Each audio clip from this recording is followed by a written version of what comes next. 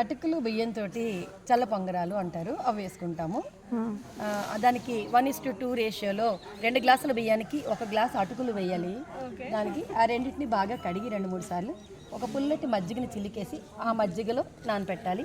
ఒక 5 to 6 hours నానిన తర్వాత దాన్ని మెత్తటి పిండిలా, ఇడ్లీ పిండిలా చిక్కగా మిక్సీ పట్టుకోవాలి.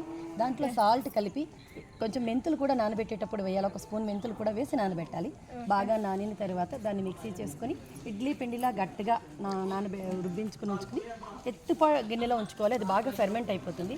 ఒక 6 to 8 అవర్స్ ఫెర్మెంట్ అయిన తర్వాత దాన్ని కలిపేసుకొని అట్ల పెనం మీద ఊతప్పంలాగా కొంచెం ఆయిల్ రాసి దానిపైన ఒక గరిటెడి పిండి వేసి దాన్ని నెరపకుండా, పిండిని పెనమంతా చేయకుండా దాని చుట్టూ ఒక 2 చుక్కలు ఆయిల్ వేసి సిమ్లో పెట్టేసి దానిపైన ఒక ఎత్తుగా ఉండేటి బేసన్ కానీ ఒక మూత పెట్టాలి.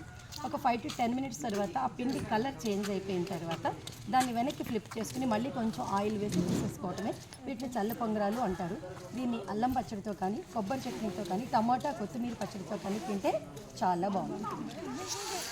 చాలా బాగుంది మేడం రెసిపీ. ఏంటి మేడం, ఏం పొంగడాలు? చల్ల పొంగడాలు. Thanks for explaining very clearly ma'am. ధన్యవాదాలు.